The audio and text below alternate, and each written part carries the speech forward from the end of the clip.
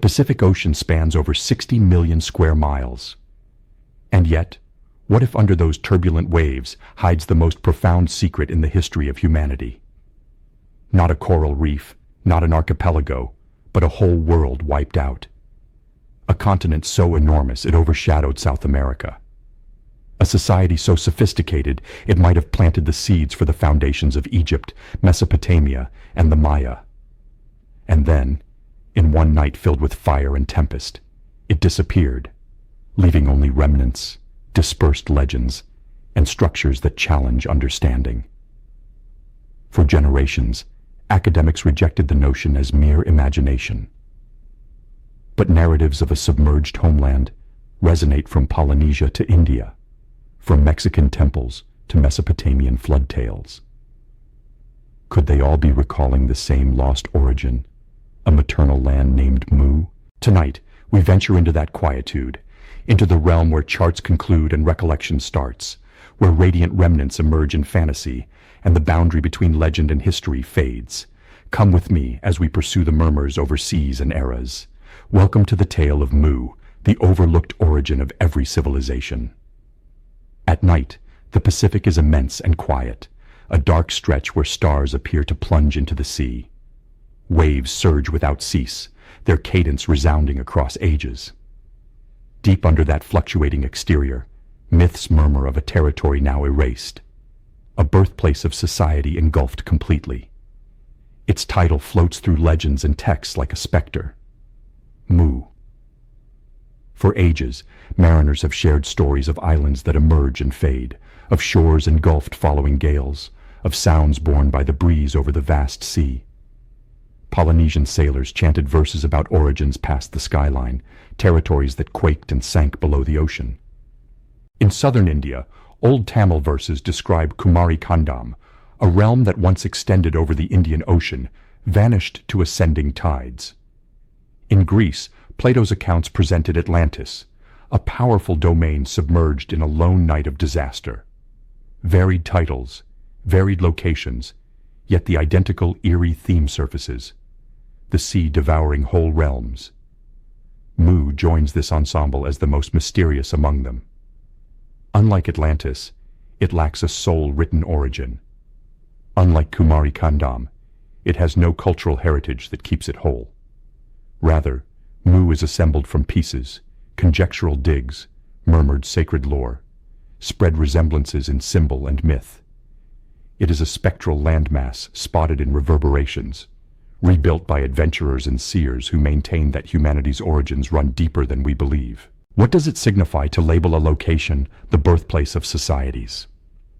Archaeologists frequently highlight the lush river plains, the Nile, the Tigris and Euphrates, the Indus, the Yellow River. In these areas, people first assembled in great quantities, grew crops, constructed metropolises, devised scripts, and erected shrines to deities. Yet Mu, if real, would completely upend this framework. It implies that society did not originate in rivers, but amid the vast sea on a landmass so old it precedes Egypt's pyramids and Mesopotamia's ziggurats. The myth depicts Mu not as dispersed hamlets, but as a cohesive territory. In James Churchward's subsequent texts, he asserted it sustained over 60 million inhabitants, all under one governance and faith. Envision a society that never splintered into rival domains, but remained in equilibrium. Its efforts focused not on domination, but on wisdom, farming, stargazing, seafaring, building. To adherents, Mu is not merely ancient compared to Egypt or Sumer, but superior. And yet, if Mu once served as the hub of human existence, where are its remnants? Why does the Pacific seabed reveal no pyramids or shrines? This lack forms the core contradiction of the myth. Some contend that disaster obliterated all evidence. Volcanic blasts, tremors, and tidal waves crumbling stone metropolises to debris in one evening. Others propose we have not searched sufficiently. Contemporary sonar charting has uncovered just a portion of the ocean bed, and immense chasms stay uncharted. Might a submerged metropolis still rest concealed under silt, awaiting revelation? Flood legends throughout societies add credence to the idea. The Mesopotamian saga of Gilgamesh narrates a flood dispatched by deities to purify the planet. The Hebrew scriptures mention Noah and the Ark. In Polynesia, deities fling surges that devour islands. Aboriginal Australians recount shores that once reached far past the current ocean's boundary, their verbal histories later verified by geological surveys. These accounts might be emblematic, but numerous correspond with actual geological occurrences. The swift elevation of sea levels at the Ice Age's close, when ice sheets dissolved and submerged coastlines globally. Science offers eerie visuals. Satellite charting has disclosed Doggerland, the presently underwater plain that once linked Britain to continental Europe. Sonar explorations of Southeast Asia affirm the presence of Sundaland, a massive Ice Age landmass engulfed by ascending seas. Both areas remind us that complete worlds can disappear from maps, not in one night, but in a period brief enough to persist in cultural recollection. If such vanishings occurred in the Atlantic and Indian Oceans, why not in the Pacific too? To envision Mu is to picture a missing segment of humanity's narrative. A landmass erased, its refugees dispersed, its recollection refracted via legend.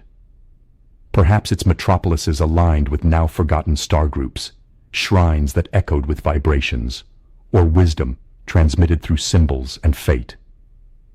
Perhaps what we term the start of society did not commence in Mesopotamia or Egypt, but there under the waves in a realm whose remnants shine only in fantasy. And so Mu lingers not in display cases or textbook sections, but in the dimmed area between recollection and earth science. To discuss it is to traverse the limit where myth and science merge, where the sea turns into both tomb and repository. Was Mu really the overlooked birthplace of all societies? Or is it a reflection of our wish to discover beginnings more profound, ancient, more cohesive than history allows? This is where our exploration commences. To follow Mu's tale, we must track its imprints from Mexico's jungles to India's shrines, from deluge myths to stone inscriptions.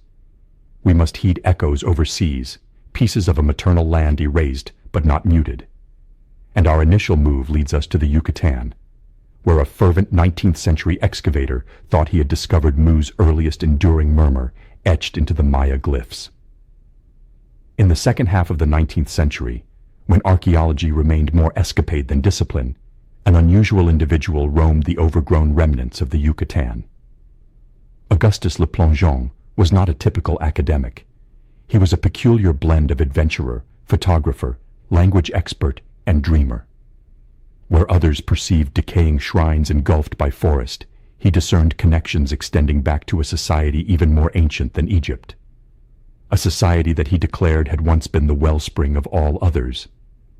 Le Plongeon reached Mexico in a period when the Maya realm was still mostly an enigma to foreigners. The Yucatan's forests concealed vast cities, Uxmal with its graceful pyramid of the magician, Chichen Itza with its expansive ball courts and shrines, and Izamal the hill city where pyramids rested buried under mounds. Most of these locations were overrun, their squares choked with creepers and roots thrusting through sculpted rock. To wander among them was to sense time curling inward. Trained in photography, Le Plongeon created some of the first visual documents of these remnants. His glass plate pictures seized pyramids still partly interred, stelae upright amid foliage, and shrines that appeared less like artifacts than vital entities. But beyond recording, he aimed to decipher. He thought the glyphs incised into Maya structures and illustrated in codices were not just regional annals, but portals to an erased realm. In his renderings, often spurned by subsequent scholars, he professed to uncover allusions to a massive disaster, a submerged origin from which Maya forebears had escaped. That origin, he stated, was Mu, a landmass once emerging from the Pacific. For Le Plongeon, the Maya were not a society that evolved alone, but successors to a more archaic world.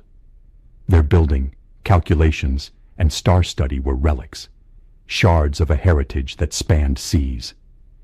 He indicated motifs sculpted in rock, serpent deities coiling along shrine walls, plumed gods extending wings, solar circles beaming above rulers.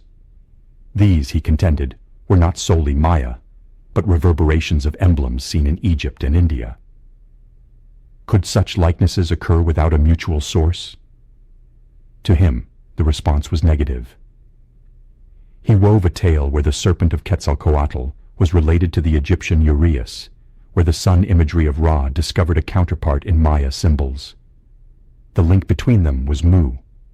Le Plongeon's most striking assertion involved Queen Mu and Prince Ko, mythic figures he deemed actual Maya sovereigns. In his narrative, Queen Mu escaped to Egypt following her realm's collapse, conveying Mu's wisdom with her. There she was recalled as Isis, the life goddess. Prince Ko, killed in Yucatan, became the archetype for Osiris. Through this remarkable bound, Le Plongeon positioned Mu not just in the Pacific, but at Egyptian society's base. To him, the Nile and Yucatan were strands of the identical weave. Conventional archaeologists rejected these assertions as fancy, and truly his Maya glyph translations were frequently erroneous. At that era, the authentic decoding of the writing had not been accomplished. Only in the late 20th century did experts break the cipher using sound analysis and compared engravings. But Le Plongeon was less focused on language accuracy than on a magnificent vista. He viewed in the Maya remnants a gateway to a narrative far grander than Mesoamerica. A narrative explainable only if an overlooked birthplace of society once was. What renders his work captivating even now is not its exactness, but its scope. In a time when most European academics regarded the Americas as junior and less notable than the ancient world, Le Plongeon asserted the reverse, that society's roots extended from the New World into global culture's very bases. He reversed the standard tale, contesting Egypt's supremacy and proposing that knowledge's flame first ignited in a now submerged land. Science, naturally, establishes stricter boundaries. Archaeologists can follow Maya society's growth through ceramic patterns, radiocarbon dating, and writings. The oldest recognized cities in Mesoamerica emerged around 1000 BC, well after Sumer and Egypt prospered. Yet, Le Plongeon's vista echoes because it boldly poses a query science cannot wholly resolve. Why do numerous cultures, separated by seas, share legends of deluges, celestial deities, and serpent gods? To stroll through Chichen Itza under Le Plongeon's view is to perceive not merely a pyramid ascending toward the sun, but a communication born from a vanished homeland. The terraced steps evoke Mesopotamia's ziggurats. The solstice alignments parallel Stonehenge. The serpent gliding down the pyramid at equinox appears less regional ceremony than global emblem. In his fantasy, all these reverberations met in Mu. Though his ideas never earned approval, they prepared the ground for others. He granted Mu its initial contemporary existence, converting dispersed myths into a theory that a whole landmass once thriving with wisdom had been wiped out, but imprinted its marks on societies worldwide. The seed he sowed would be seized decades afterward by James Churchward, who enlarged it into a detailed account of inscriptions, disaster, and worldwide dispersal. Augustus Le Plongeon's Maya enigma was never unraveled, but it persists as the instant the Mu legend entered modern awareness. Standing amid the forest remnants, he heard murmurs others disregarded. He gazed at serpent carvings and saw not just deities, but recollections of a submerged landmass. And whether his renderings were incorrect or not, he compelled the world to face a possibility, both eerie and exhilarating. That what we label civilization's onset may merely be the remnant glow of something far older. Sometimes the grandest tales of erased worlds are not unearthed in soil, but murmured in shrines, concealed in decaying inscriptions, and conveyed by one man's passion. For James Churchward, a British soldier stationed in colonial India in the late 19th century, the Mu legend seed was sown not on the combat field, but in a holy place where outsiders seldom entered. There, before a priest who confided in him more than typical foreigners, he was displayed what he afterward termed the Nakal tablets. According to Churchward, these were not huge stone slabs, but fragile tablets crafted from an odd blended substance. Clay fused with minerals, remarkably lightweight, inscribed with signs unlike any writing he had witnessed. The priest clarified that only a few living men could yet interpret them, for they safeguarded a dialect older than Sanskrit, older than glyphs, older even than cuneiform's first marks. This was the Nagamaya tongue, and its origin was Mu. Enthralled, Churchward convinced the priest to instruct him. For years he toiled over the enigmatic marks, committing to memory swirls, points, and loops, learning how signs altered significance based on placement. He professed to command the script, and through it to unlock a vista onto a society erased from existence. What arose from those tablets, he later penned, was no less than humanity's inaugural chronicle. Churchward portrayed Mu as the maternal land of all societies, a landmass that once spanned the Pacific, abode to 64 million souls governed by one code and creed. The tablets, he declared, chronicled their insight, their science, their beliefs, their accomplishments. They narrated farming that produced abundance, astronomy that charted the skies with sharpness, seafaring that crossed seas, and even awareness of concealed energies in nature, powers of attraction, vibration, and illumination. To him, Mu's people, the Nakal, were not savages, but guardians of wisdom far exceeding his eras. His writings teem with lively depictions. He envisioned cities arranged in accord with the stars, shrines whose design echoed universal forms, and broad fields of rich earth watered by ducts that rendered yields plentiful. In his vision, Mu was not a gathering of clans or minor realms, but a globe-encompassing society unified in aim, committed to wisdom and equilibrium. Unlike Egypt or Rome, Mu's splendor was not subjugation, but concordance. But every mythic paradise bears its darkness. The tablets, he asserted, also recounted calamity. Volcanic flames bursting from under the ocean, quakes fracturing the terrain, giant waves ingesting cities entirely. In one night, Mu fragmented and descended, leaving mere dispersed islands as remnants of a once vital form. Millions died, but some endured.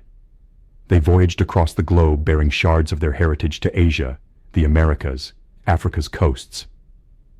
According to Churchward, this scattering clarified why numerous societies share strange likenesses in building, emblems, and legend. The charm of this account in the early 20th century was immense. In the 1920s and 30s, when Churchward issued The Lost Continent of Mu and its follow-ups, the world craved enigmas. Atlantis had seized the West's fantasy.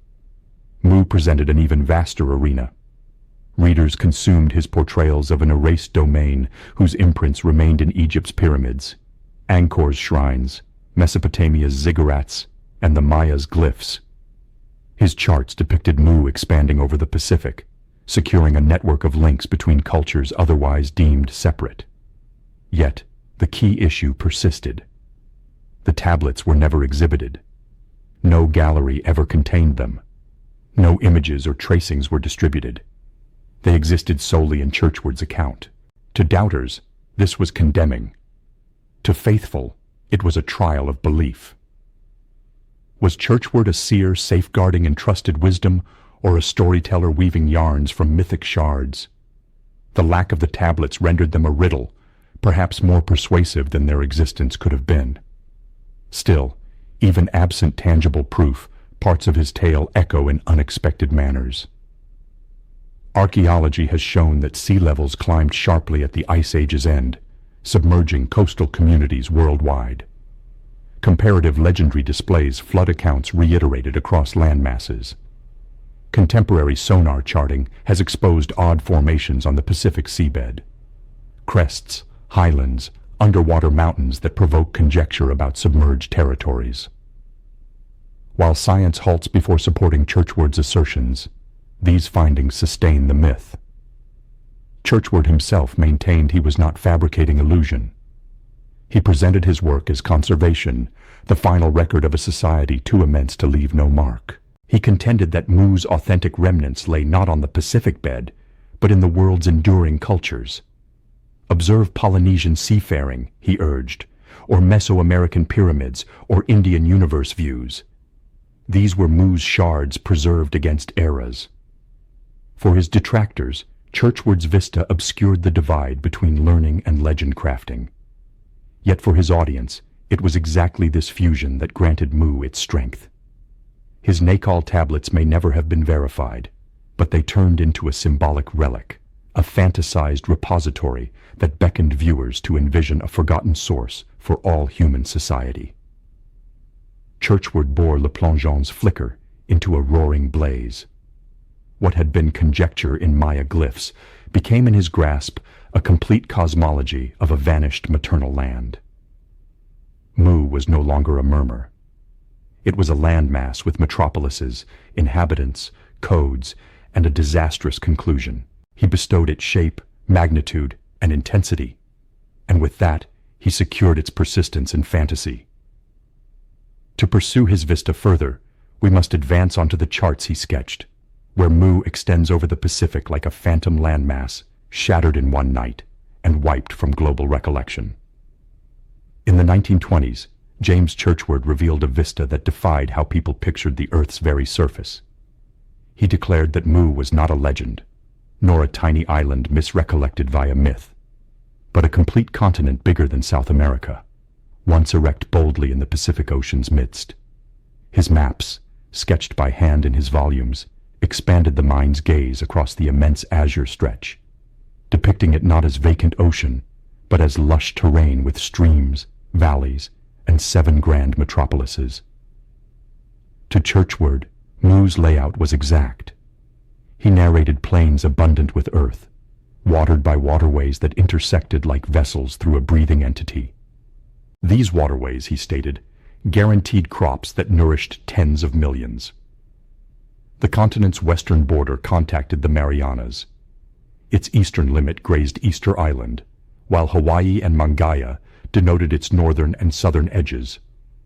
If one examined a current Pacific map and pictured every island as the summit of a submerged range, one could nearly outline his Mu's specter below the tides. This image struck powerfully in a time before modern sea study. Then, the Pacific remained an enigma, its abysses uncharted, its bed unseen.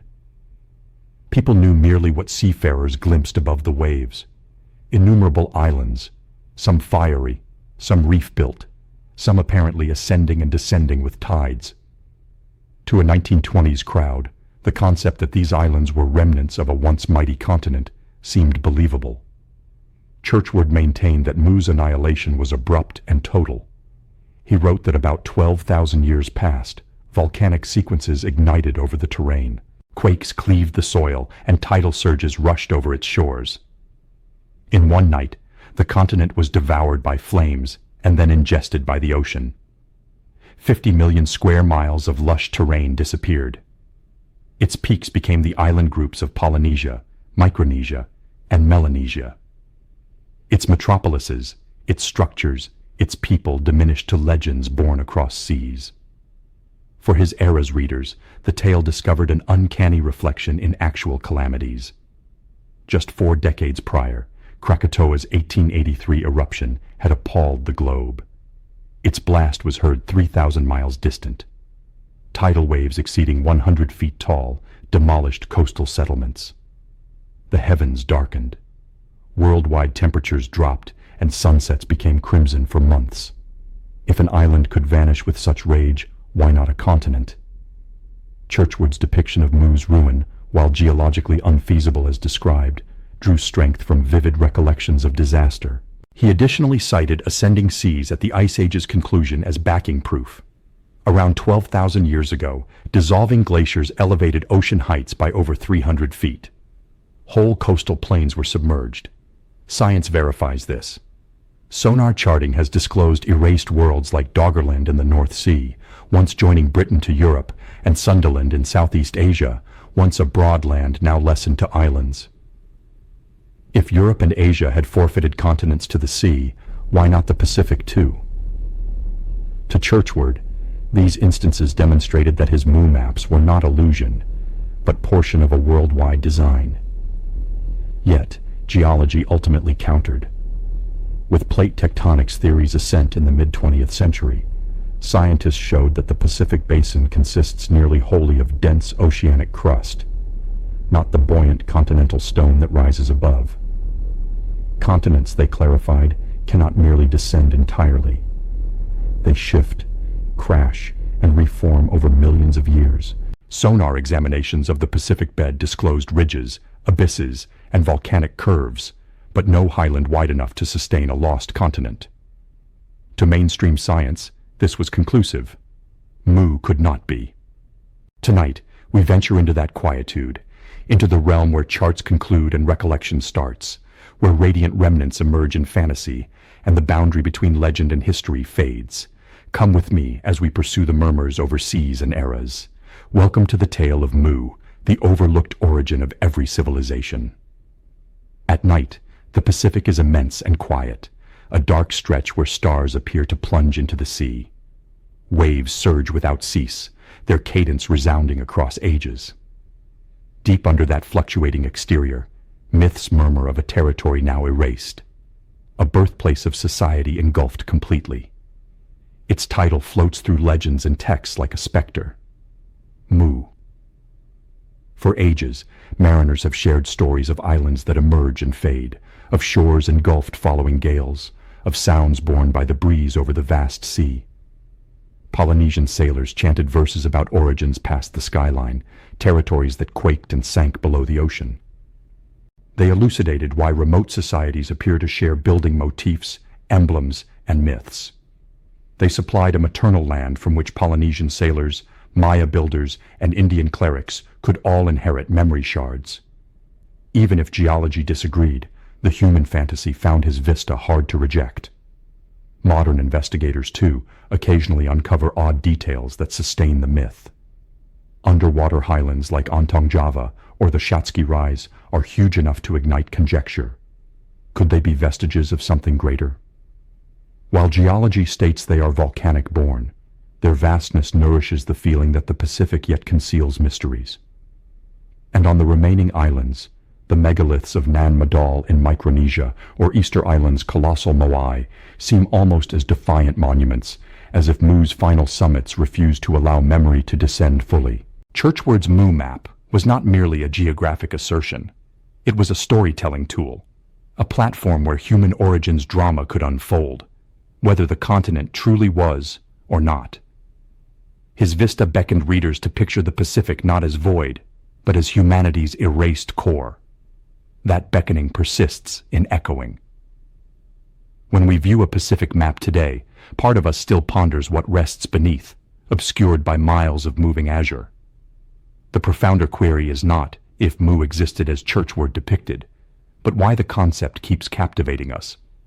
We appear to yearn for the idea of a forgotten origin, wiped but not quieted. And even when science clears the Pacific of continents, it still seems like a curtain over something concealed. What do you believe? Could the Pacific really conceal marks of a lost maternal land? Or is Mu merely a reflection of our desire for profounder roots? Share your ideas in the comments. I would adore knowing how you perceive the chart of the erased territory. In 1921, central Mexico's arid soil yielded a find that for some appeared to murmur in the same tone as Churchward's submerged continent. William Niven, a Scottish-born mining specialist turned autodidact archaeologist, was examining land near San Miguel Amantla, close to Mexico City. His efforts started with standard excavations, pottery fragments, obsidian tool pieces, and hints of pre-Columbian communities. But then deeper in the dirt, he revealed something wholly distinct. A set of sculpted stone tablets, unlike any previously observed. By his dig's end, Niven had unearthed more than 120 of these items, flat, oblong, and marked with peculiar patterns. The tablets were neither distinctly Aztec nor Maya. Their inscriptions perplexed his era's local experts. Some displayed geometric designs, lattices, coils, zigzags, while others showed solar circles, stepped patterns, and odd humanoid shapes. They appeared both basic and refined, as if derived from a symbolic framework with significance just out of grasp. When drawings of the tablets arrived at James Churchward, he was thrilled. To him, this was validation. The emblems, he maintained, corresponded to the Nagamaya script he had examined in India. He proclaimed that the tablets were annals left by Mu's refugees, born across the Pacific and safeguarded in Mexico long before Aztec or Maya ascent. In his reading, Niven had chanced upon shards of Mu's archive concealed under the New World's soils. This was an audacious declaration, and it was not without basis in Churchward's structure. He thought that after Mu's cataclysmic ruin, refugees sailed overseas, conveying their wisdom to far lands. Some, he contended, arrived in the Americas, sowing the origins of societies that would later flourish into Maya and Aztec heritages. The Niven stones became, in his volumes, solid proof of that conveyance. They were Mu's material reverberations, incised into rock thousands of years before Columbus traversed the Atlantic.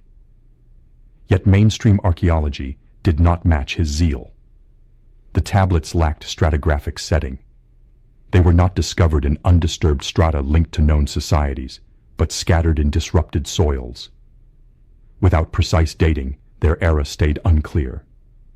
Some experts proposed they might be fakes crafted to feed the hunger for lost continent tales that surged in the early 20th century. Others thought they could be genuine but misconstrued.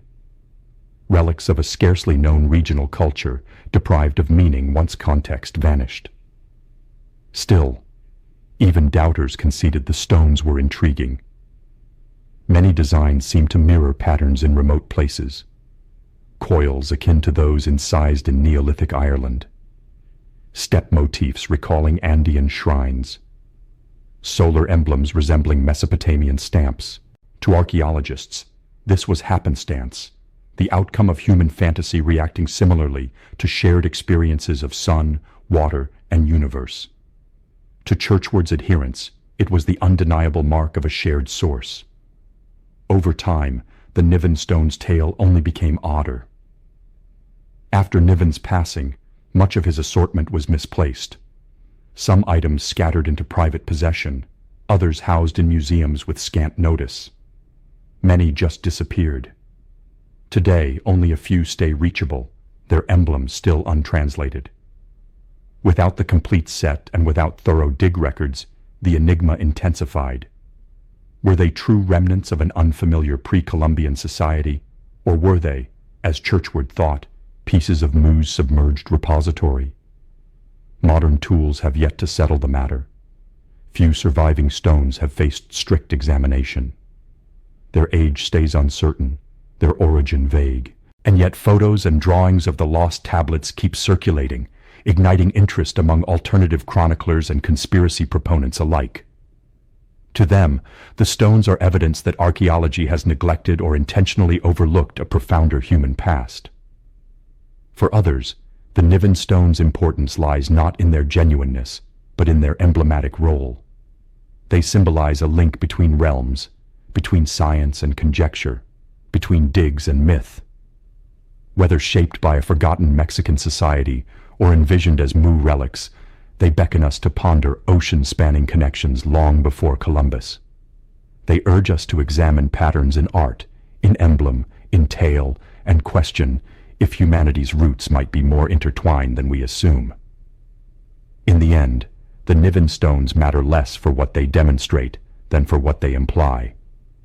They remind us that history brims with voids, that items can surface which do not neatly align with set timelines. They challenge us to envision what if. What if a Mexican miner truly grasped a fragment of a lost maternal land? What if the stones were murmurs of a society erased but not wholly forgotten? The Niven stones' mystery stays unresolved. Yet in their quietude, they persist in echoing. And for those who view them as Mu's footprints, they direct across the Pacific to other structures that resist simple clarification. None are more eerie than Easter Island's colossal Moai. Statues that, per local lore, did not just stand, but walked. On a distant volcanic isle in the southeastern Pacific, remote from any mainland coast, giants remain petrified in stone. Easter Island, or Rapa Nui as its inhabitants name it, is among Earth's most secluded populated spots. Its wind-ravaged hills ascend from an ocean extending every way, interrupted only by far skylines.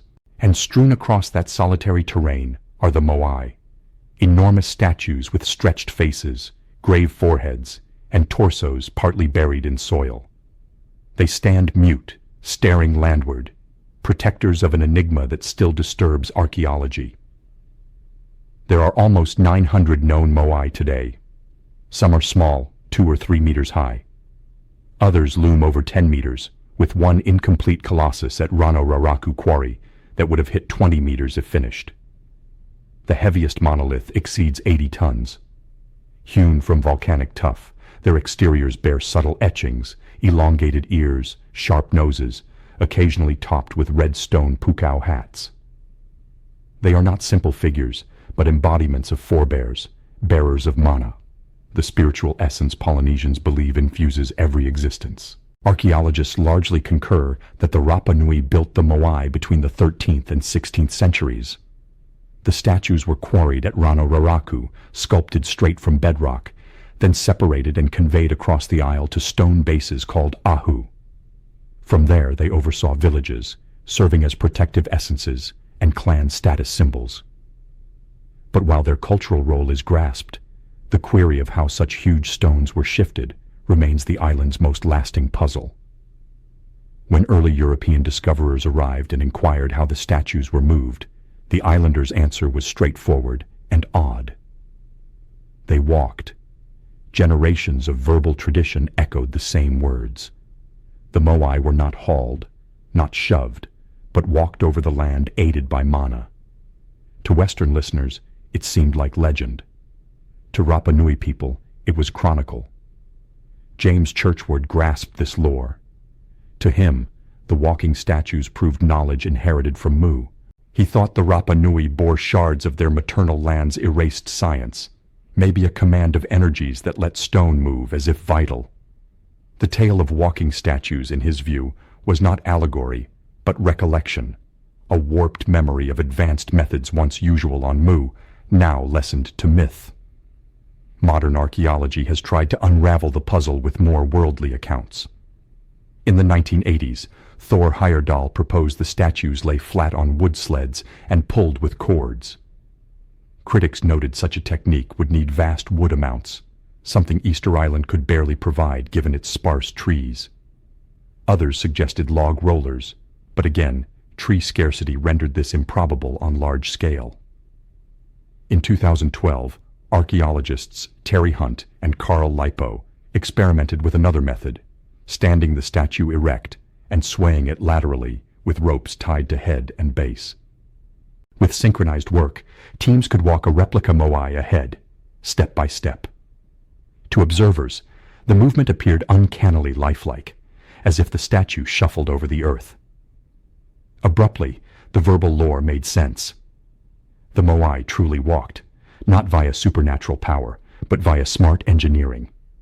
And yet, even with this show, the mystery's aura lingers. How did the Rapa Nui manage such synchronization over rough ground, sometimes shifting statues miles? How did they steady the massive weight without overturning the forms? And why invest such huge labor on a small isle to erect hundreds of giants whose gaze never departs the land? For Churchward and those tracing Mu's path, these queries only heighten the chance that something ancient persists here. They highlight the Moai's sheer scale versus the island's resources, the strange likeness of the statues to megalithic figures elsewhere, and the walking lore's resonance with myths of erased energies. Perhaps they imply the Moai were not purely local makes, but the final reverberations of a monumental heritage born on a submerged continent. Adding to the enigma, some statues rest incomplete in the quarry, halted in emergence. Others lie prone along old paths, as if forsaken midway. These mute failures suggest a society pushed to extremes, yet resolved to raise the giants. For mainstream archaeology, this narrates ecological failure, tree loss, overpopulation, and societal strain. For those attracted to Mu, it indicates something else. That the Rapa Nui struggled to maintain techniques they inherited, but no longer wholly grasped. Their tie to the maternal land waning with each era. Today, Easter Island visitors wander among the Moai in wonder.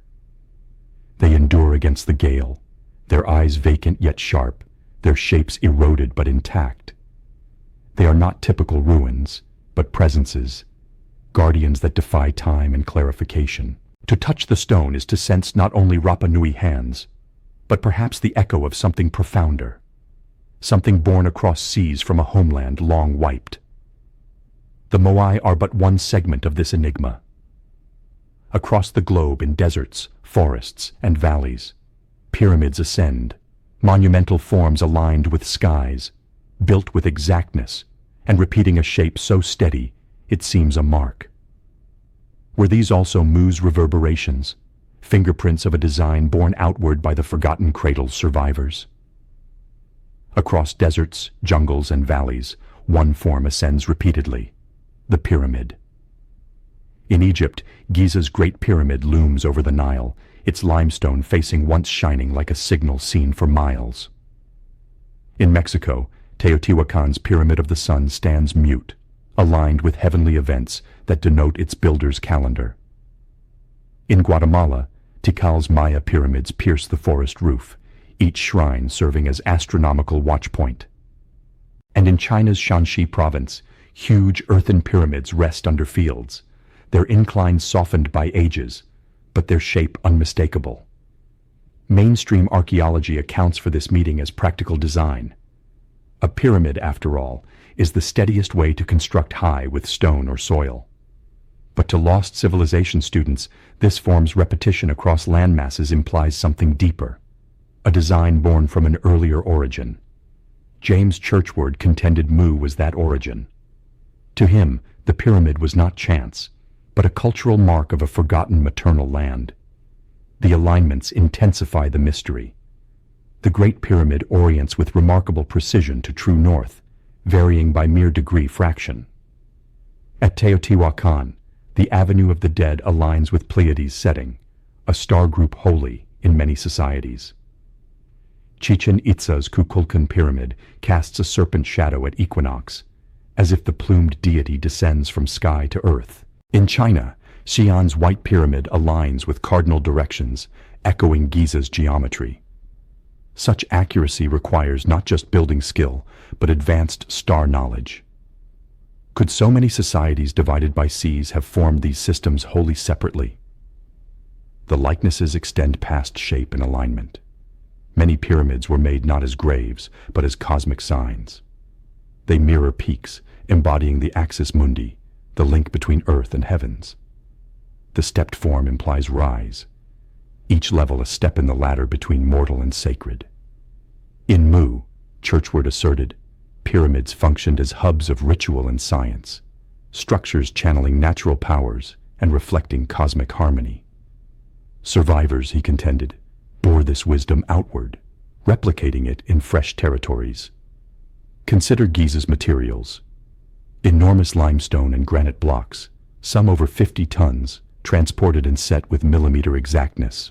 At Teotihuacan, the Sun Pyramid is rubble-filled, but surfaced with angled stone built to endure centuries of quakes. In Java, Borobudur Temple ascends in 9 stacked tiers, its plan encoding Buddhist universe. Even in Polynesia, smaller stepped pyramids and elevated platforms echo the same building principle. Was this mere convergent design evolution or shared tradition shards? Speculation has stretched further. Some investigators suggest pyramids may have served beyond ceremonial roles. Theories propose their form, amplified telluric flows, or Earth's vibrational rates. The Great Pyramid's inner chambers with precise acoustics resonate powerfully to certain rates, prompting some to question if they were made to control sound or power. While mainstream science spurns these as pseudoscience, they stay part of the charm. Pyramids as not just monuments, but devices, remnants of wisdom older than history. The endurance of pyramid construction across eras adds to the puzzle. Egypt's earliest pyramids date to the 3rd millennium BC, but Mesoamerican ones arose millennia later, apparently without link. And yet, both heritages shared like features: stepped flanks, star alignments, ritual roles. If Mu truly was, and its refugees dispersed worldwide, this continuity would fit. Each society recalling and reshaping shards of the same legacy. Even now, fresh finds sustain the mystery. In Bosnia, Pyramid Hill claims spark argument, though many geologists reject them as natural shapes. Off Japan's Yonaguni coast, a submerged rock form with terraced steps raises queries if it could be a drowned pyramid. In Antarctica, satellite pictures show pyramid-like peaks, fueling conjecture of buried forms beneath ice. While these remain disputed, they underscore humanity's lasting fascination with the chance that pyramids hide a forgotten part of our tale. For Churchward, all these sites were linked threads sewn by Mu's memory. To him, pyramids were more than building. They were the Mother Society's signature, proof that even post-destruction, Mu's heritage persisted in stone. If pyramids embody Mu's architectural reverberation, then the query naturally moves to the builders. Who were these individuals who bore their wisdom across seas? Were they merely humans like us, or entities recalled as gods and culture bearers in myths from every global corner? To find the answer, we must shift from stone to tale, from structure to the people who made them, the enigmatic Nakal, Mu's children. Legends portray them as tall, dignified, and balanced, directed by one code and one creed. James Churchward called them the Nakal, Mu's offspring. In his texts, the Nakal were not dispersed clans, but a unified society living in accord with the natural realm. Their counts, he asserted, reached tens of millions. Their community was not split by conquest wars or competing monarchs, but arranged into a cooperative framework devoted to wisdom, farming, spirituality, and nature's powers. To him, they were the idealized forebears of all subsequent human heritages. Churchward's depiction shows them as advanced in almost utopian ways. They farmed the land with refined watering, yielding harvests enough to sustain huge populations. They examined astronomy, mapping stars and planet cycles with precision matching later societies. They sailed open seas using awareness of flows, winds, and star groups long before Polynesians voyaged. Most provocatively, he asserted, they grasped nature's primary forces, invisible energies now, but harnessed for farming, building, and possibly transport. If this appears fanciful, it merits noting how worldwide myths echo these traits. The Sumerians told of Anunnaki, sky entities who descended to instruct humanity in script, math, and rule. In Mesoamerica, Maya and Aztecs venerated Quetzalcoatl, the plumed serpent who brought wisdom, maize, and law. In India's Vedic songs, gods granted insight and tools, including enigmatic vimanas, flying vessels said to cross skies. In Polynesia, demigod Maui raised islands from sea and taught fishing. The pattern recurs. Figures depicted as other, not fully human, arriving to direct, teach, and set order.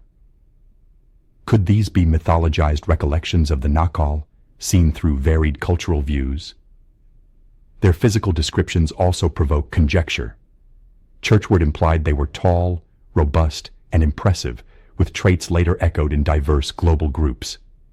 This assertion has been read many ways, as hint of shared ancient lineage, as proof of mixing between human groups, or in more speculative lore, as suggestion of non-fully human beings. Some current theories even connect them to genetic oddities or suggest hybrids between early Homo sapiens and mysterious arrivals. An echo of ancient astronaut ideas. Archaeology does not verify such entities, but certain oddities sustain fantasy. Elongated Peruvian skulls, sometimes deformed naturally by binding, are occasionally seen as non-human ancestry proof. Mexico's colossal Olmec heads with enigmatic features invite lineage speculation. Even Easter Island statues with long ears and solemn faces seem to hint at a transcending ancestral model. For Mu believers, these are faint Nakal traces worldwide. Equally notable is their attributed spiritual outlook. Per Churchward, the Nakal worshipped not quarreling god pantheons, but one great force permeating all life, a creation unity. This faith, he contended, spread to later lore. Polynesian mana, Indian prana, Chinese ki, all variations on the theme. Life as energy, cosmos as interconnected entirety. If true, Mu may have been less kingdom than spiritual society, where science and faith were same fabric threads. Doubters argue this image is idealized, more 19th and early 20th century utopian projection than fact. They note Churchward provided no confirmable Nakal proof, no bones, no engravings, no seafloor cities. His vista may mirror humanity's golden age longing rather than true recollection. And yet, even in mainstream anthropology, culture-bringer myth's universality raises queries. Why do many societies picture their wisdom arriving externally, from gods, giants, or distant strangers? Why not more gradual self-creation tales? One chance is the Nakal are not literal lost race, but symbolic. They embody displaced teachers and migrants carrying knowledge after real disasters. When Doggerland drowned, when Sunderland vanished under rising seas, refugees must have fled, bringing tradition shards to new coasts. Over time, these ordinary migrants may have mythologized into larger-than-life figures, recalled as gods, giants, or star entities. In this way, the Nakal could be less fabrication than exaggeration, real ancestors' mythic form. And yet, the otherworldly pull stays strong. The Nakal as hybrids, part human, part divine, explains early society's uncanny knowledge leaps. It bridges myth and archaeology, flood legends and advanced culture's sudden bloom. Whether literal or metaphoric, they represent identical idea. Humanity did not ascend alone. Something older, wiser, or advanced set our course. Thus, the query persists. Who were Mu's people? Were they real race-time erased, bones pulverized into ocean bed? Were they collective recollection of displaced survivors whose insight became legend? Or symbols of humanity's guidance yearning, cast as gods and giants in our tales?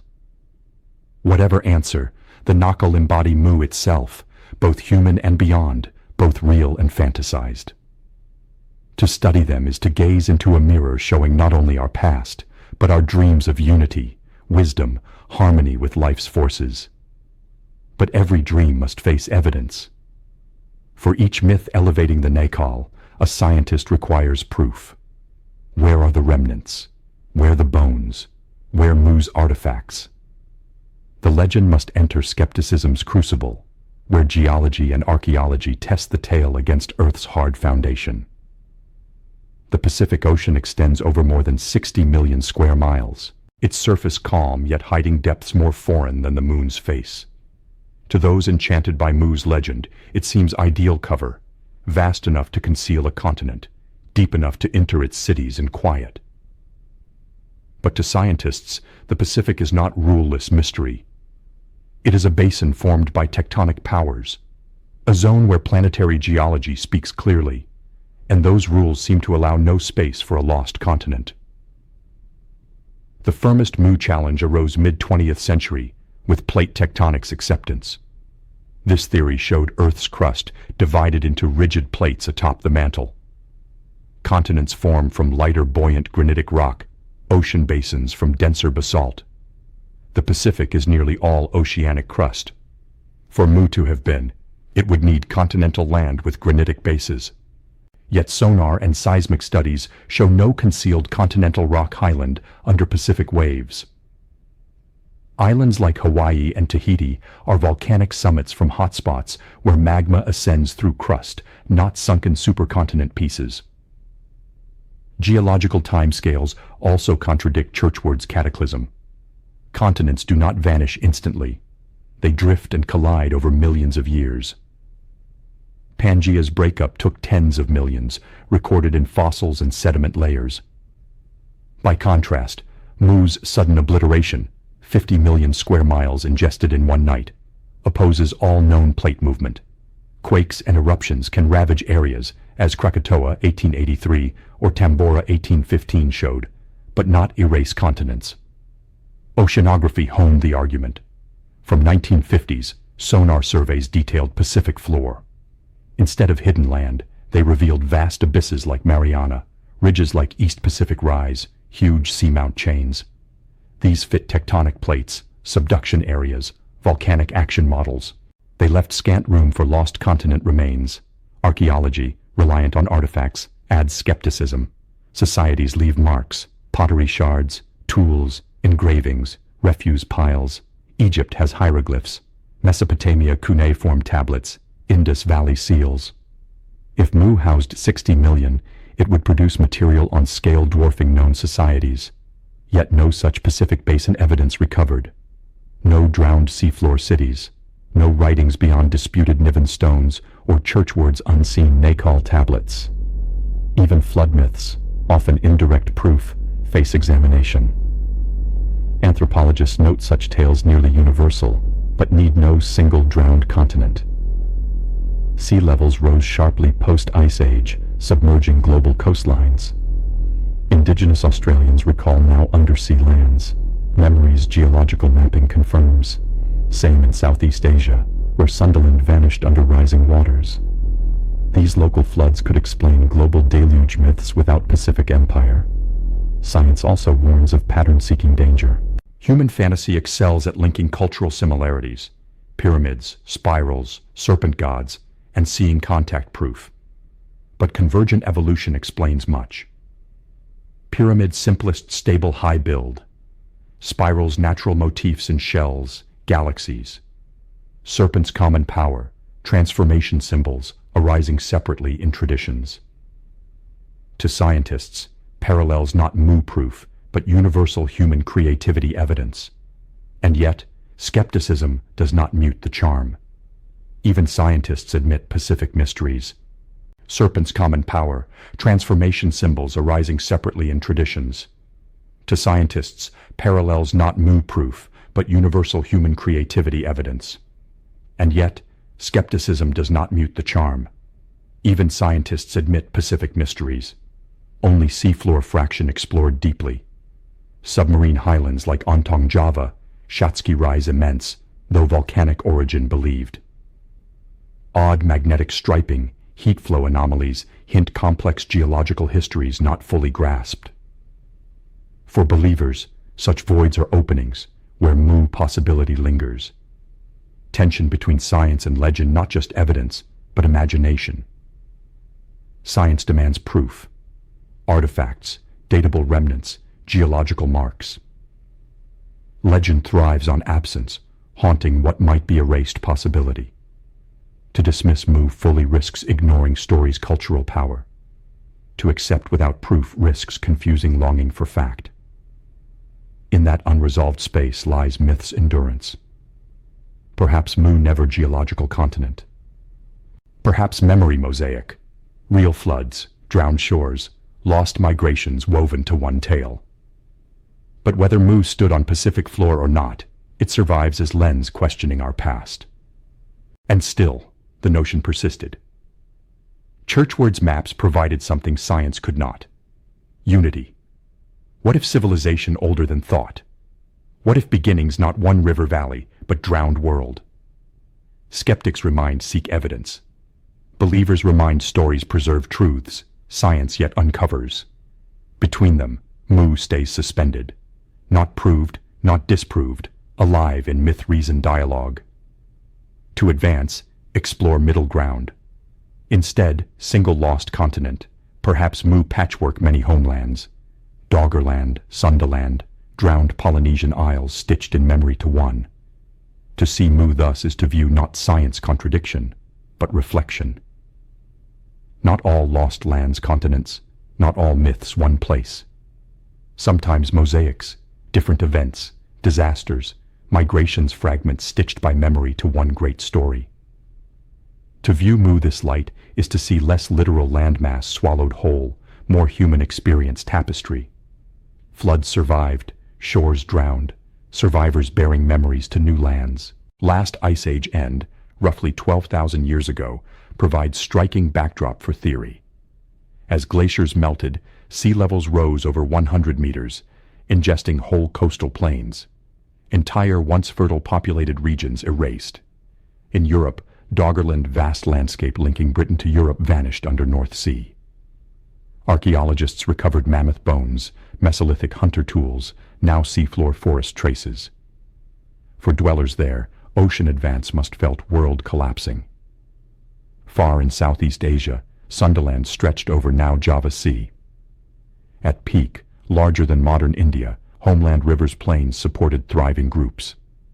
As seas rose, land broke to Indonesia, Malaysia, Philippines islands.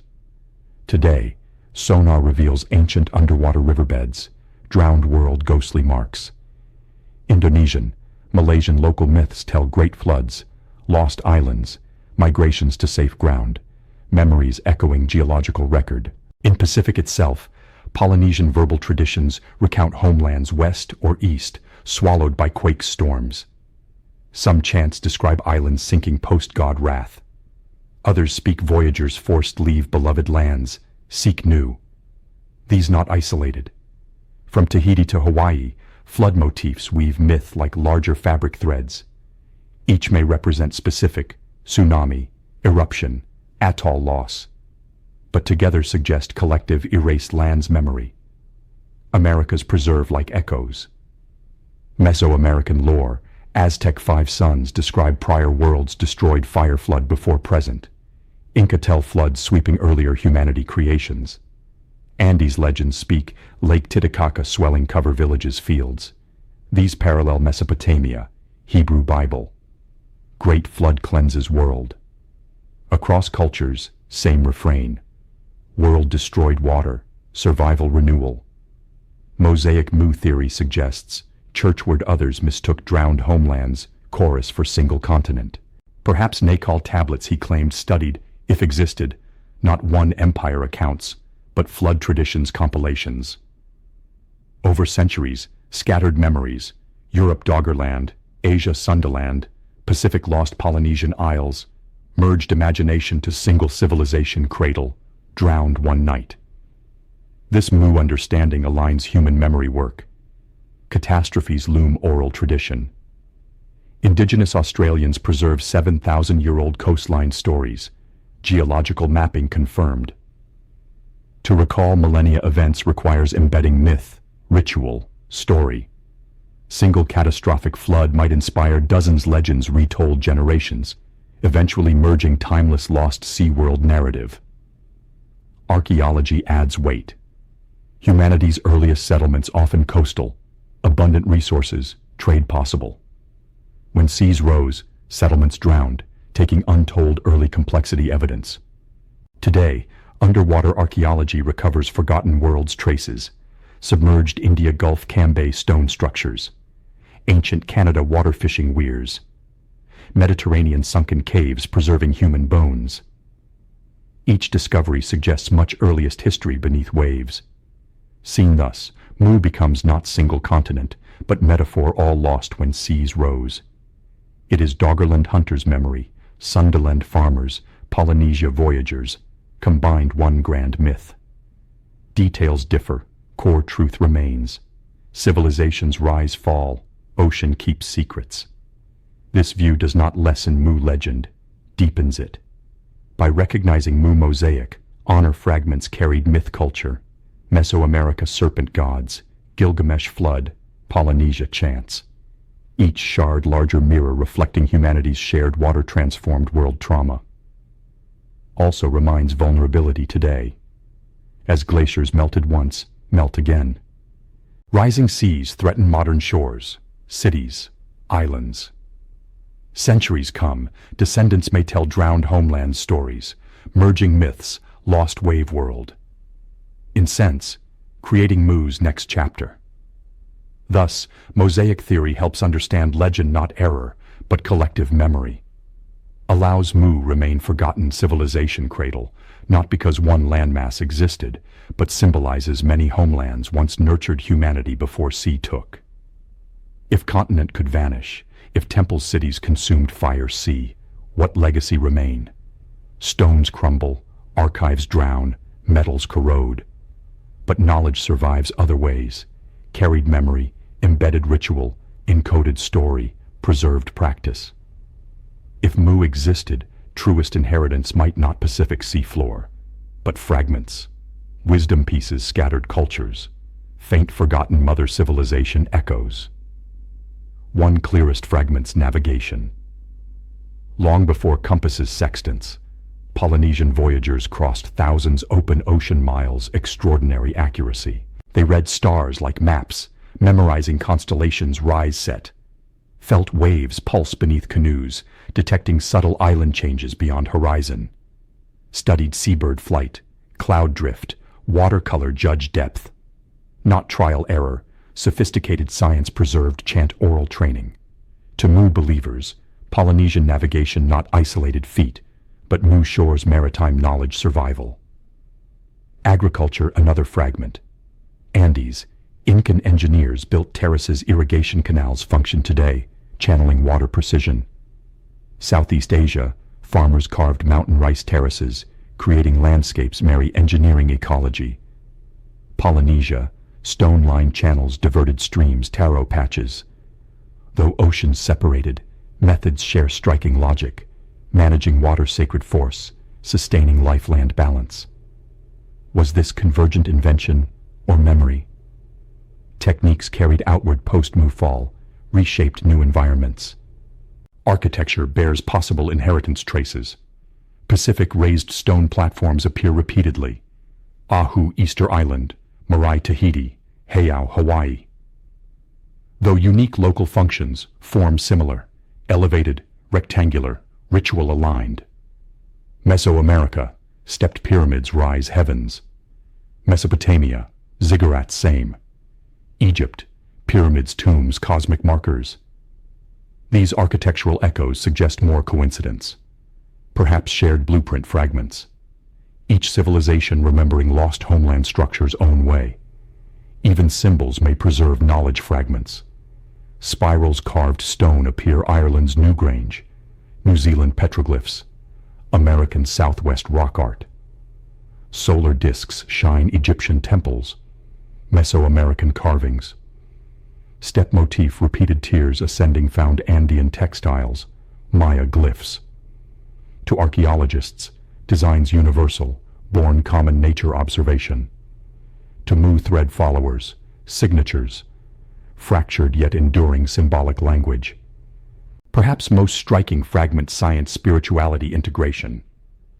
Many ancient cultures, farming calendars tied celestial observations, rituals mirrored cosmic cycles.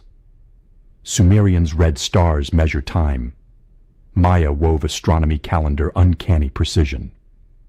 Polynesian navigators sang chants, both sacred hymns, mnemonic star maps. Each case, practical, spiritual, inseparable.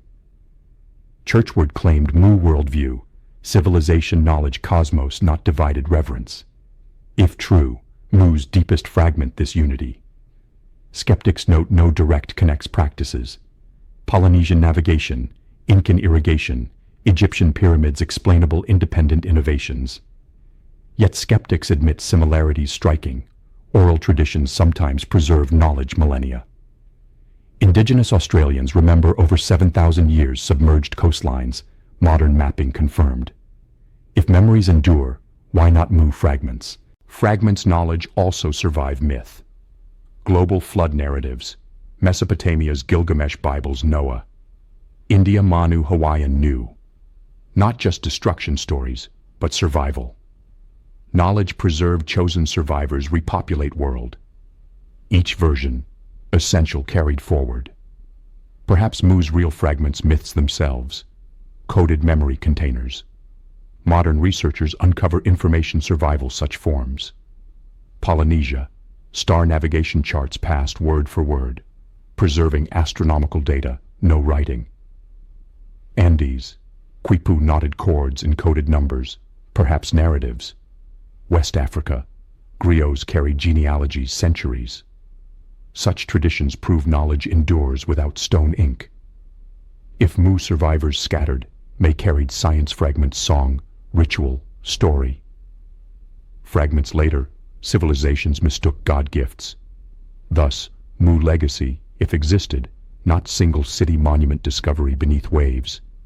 Something subtler, enduring. Techniques, symbols, cosmologies, scattered seeds, sprouting distant lands. Each fragment alone may seem ordinary. Together, form pattern. Faint, broken, suggestive deeper origin. So left haunting question. How many forgotten worlds fragments live unnoticed traditions practiced today? How many everyday rituals, planting cycles, festival dances, carry drowned civilization echoes? If Mu truly forgotten cradle, we inheritors not through ruins, but memory disguised culture. To search Mu, then not only scan ocean floor, but listen carefully humanity's songs, symbols, practices. And among fragments, most tantalizing symbols carved stone.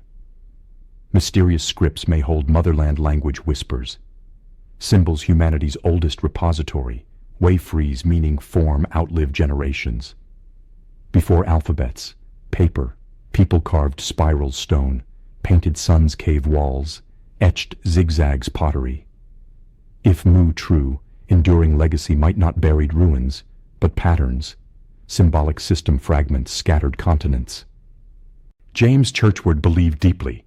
For him, India studied Nakal tablets, not only lost history records, but human writing prototype, mother script all others descended. He called system Naga language. To eyes, tablet glyphs more decoration. Structured code, signs natural forces, time cycles, sacred principles. Books, compared characters elsewhere. Polynesia petroglyphs, Mexico Niven stone symbols, Easter Island undeciphered Rongorongo script. Each claimed, Mu original language fragment, distorted time migration not erased. Spiral perhaps most universal motif. Carved Ireland Newgrange stones, New Zealand rocks, American Southwest desert petroglyphs. Suggests motion, growth, energy unfolding. Archaeologists interpret solar cosmic symbol born independently many places.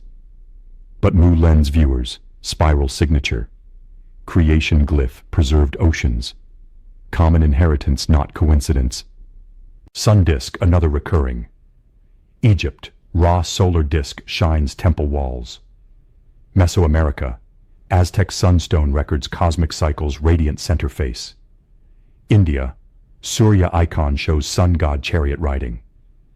How cultures far apart center cosmology shining disk. Mainstream scholars point obvious sun universality. Mu believers suggest not independent inventions, but drowned homeland solar cult echoes. Language provides tantalizing parallels. Comparative linguists long noted distant family word similarities. Example, Ma root mother appears Indo-European, Austronesian, some Native American languages. Many argue natural infant sounds result. Others see common linguistic ancestor hint. Could Mu source?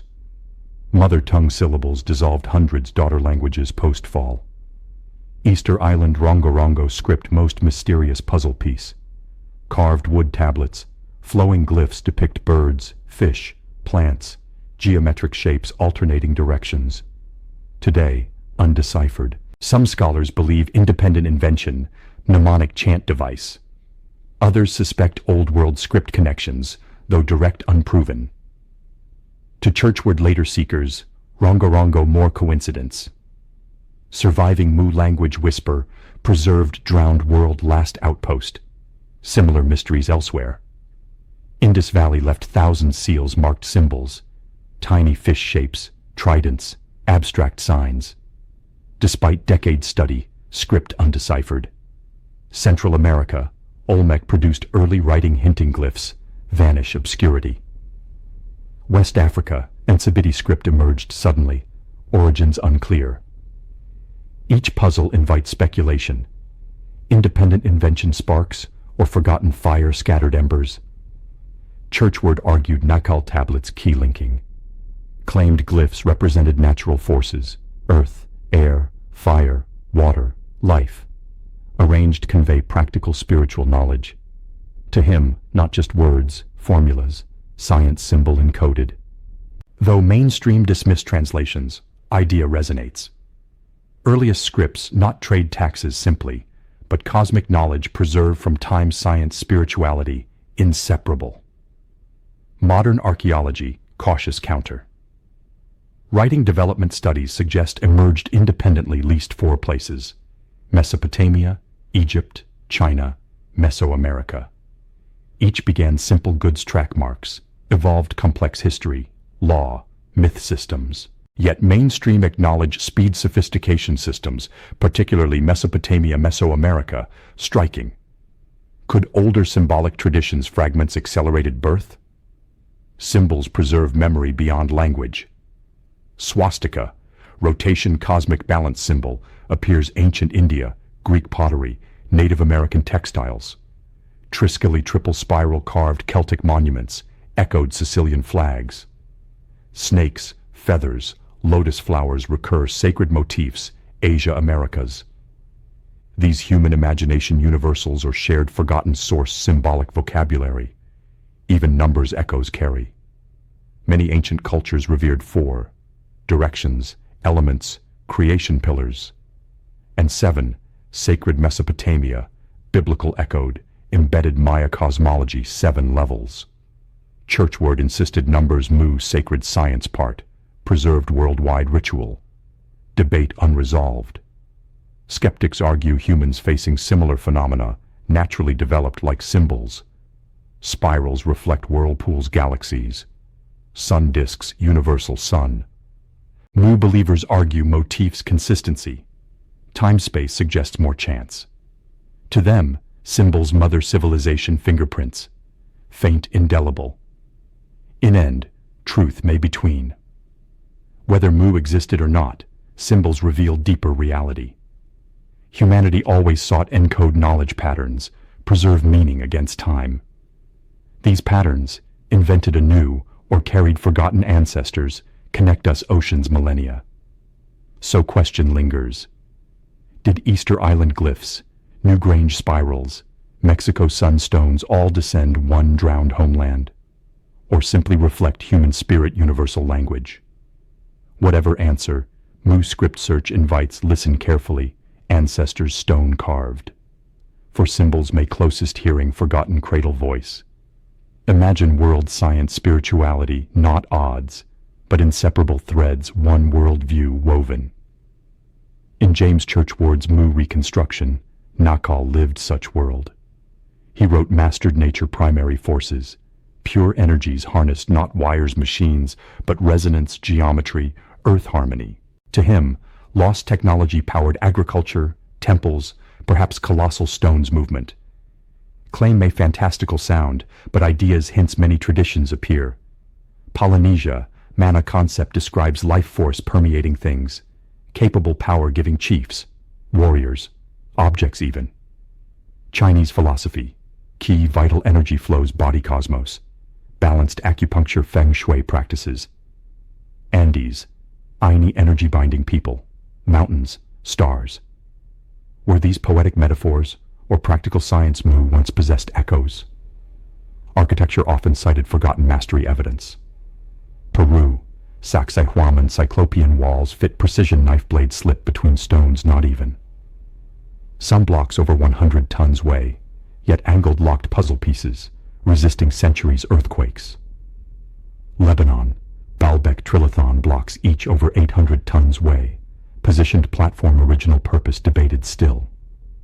Egypt, Great Pyramid true north alignment, accurate within 3 arc minutes, feat difficult modern surveying tools even. Mainstream archaeology explains achievements, ingenuity, manpower, time. Ramps, levers, sledges, coordinated labor theory account massive stones transport. Yet questions remain. How builders measure alignment's astronomical precision without telescopes' compasses? How massive stones lifted positioned without cracking? Why ocean-separated cultures adopt similar megalithic traditions? For Churchward, answer Mu, lost science lay. Suggested Nacol understood manipulate matter forces within. Magnetism, resonance, perhaps sound. Hinted neutralize weight or move objects harmonizing natural vibrations.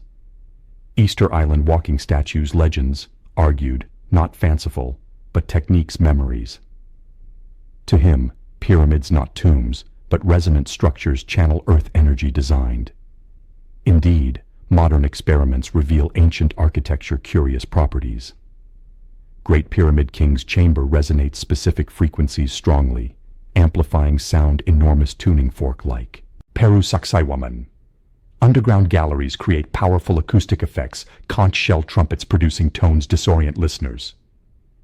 Malta Hal Saflieni Hypogeum, over 5,000 years old subterranean temple, tuned 110 Hz, frequency induces human brain trance-like states.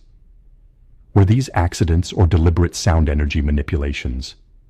Flight legends add mystery layer. India Vedic texts, gods ride vimanas, flying chariots sky dart across. Mesoamerican myth, Quetzalcoatl heavens descends, often feathered serpents soar realms between associated. Egypt, solar bark depictions show gods sky sailing across. Churchward suggested Mu people might develop craft harness energy ways beyond comprehension. Memory surviving sky beings, fiery chariots myths. Skeptics argue interpretations stretch evidence beyond credibility. No physical machines, metallic tools, engines wires discovered predate known civilizations. Caution against projecting modern advanced technology desires onto myths never literal meant. And yet, anomalies persist. How ancient builders carve polished granite precision such? How align monuments solstices star risings accurately so? How transport hundreds tons weighing stones across mountains valleys? Perhaps Nacol not technology modern sense, engine circuits. Instead, cultivated worldview observation, spirituality, practical skill one. To them, sound, vibration, geometry not abstract, but tools. Building act could ritual resonance, aligning stone, star, spirit harmony. Such system tragedy fragility. If knowledge carried ritual chant, not books machines, lost single disruption generation. When Mu sank, temple schools drowned, science dissolved myth. Survivors may remembered fragments. Stones aligning way, power calling chant, spiral step symbol. Over centuries, fragments turned legend. Science became myth, myth became story. Yet even myth, allure endures. Modern seekers return ideas, experimenting sound resonance, geomancy, sacred geometry. Ask whether ancient architecture still hidden energy hums, whether forgotten frequencies felt still. Doing so, echo churchward posed questions same. What if civilization first science not forever lost, but lingers fragments waiting remembered? Thus, Mu lost technology legend, not only machines about, but worldview. Suggests civilization energy sacred, temples instruments, soundstone same language spoke. Whether literal symbolic, offers haunting vision forgotten cradle, not only culture birthplace, but sciences yet rediscover. Picture sky split fire. Horizon glows crimson, mountains sea collapse into, waves rise temples higher than. In James Churchward's retelling, this Mu final night, volcanic eruptions, earthquakes chain violent 50 million square miles, land ripped apart.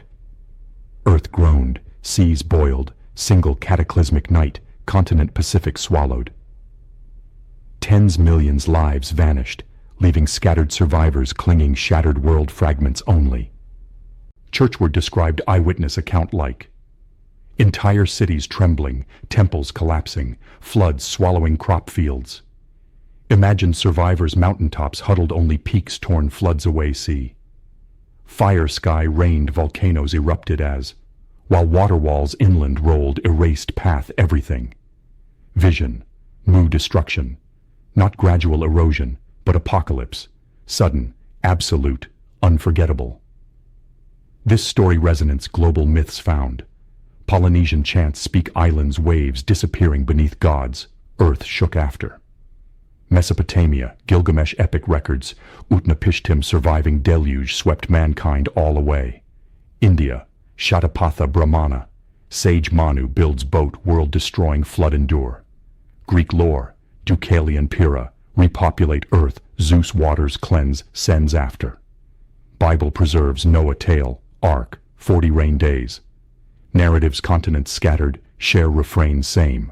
World water destroyed, survival renewal followed. Geology sobering parallel tells. Last ice age end around 12,000 years ago, global sea levels rose 120 meters more as glaciers melted. Coastlines redrawn. Fertile plains seabeds became. Ancient communities, change instantaneous felt. Generations see shoreline retreating, homes advancing waves swallowed. Tsunami melting ice seismic upheaval triggered obliterate settlements hours, memory oral traditions searing. Examples abound. North Sea, Doggerland stretched Britain Europe between once. Archaeologists recovered mammoth bones, Mesolithic hunters' tools seabed, fishing nets trolled now.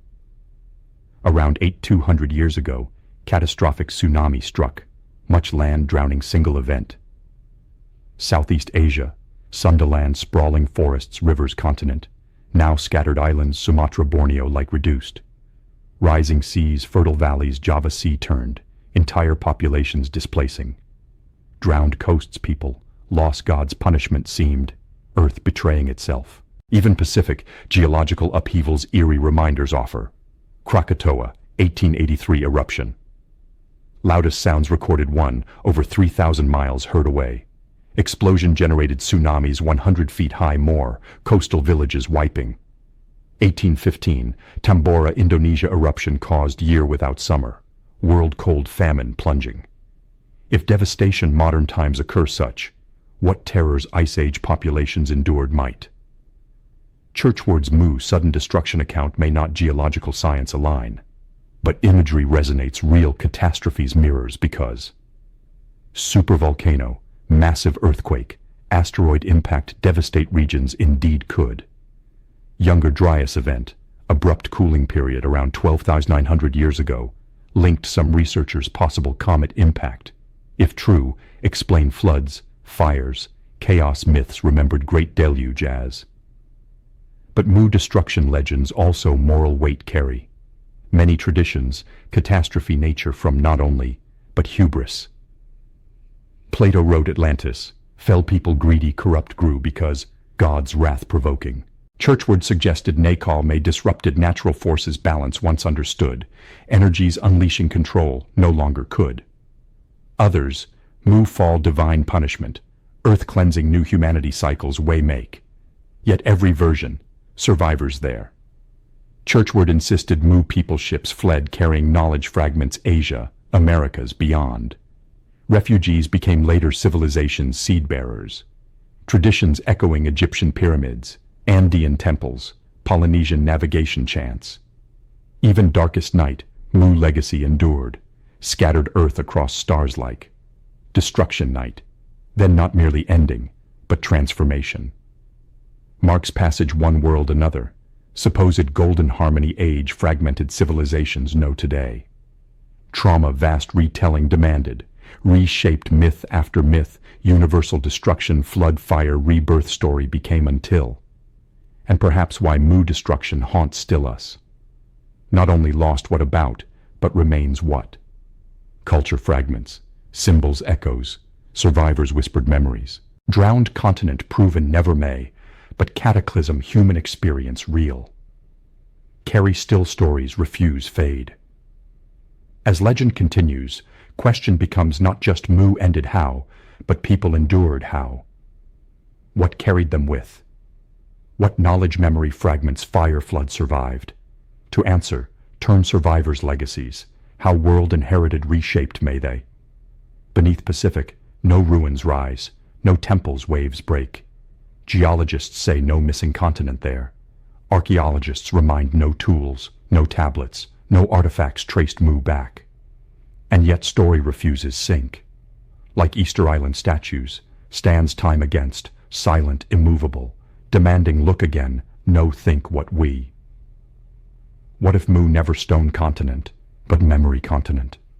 Mosaic drowned coastlines, flood legends, scattered migrations woven single myth unity division before speaks. Sense this, Mu becomes forgotten cradle. Not tectonic fire alone erased, but history chooses fragments remember cast aside which way. 19th century theosophists reimagined Mu Lemuria as early root race home destruction spiritual evolution step marked whose.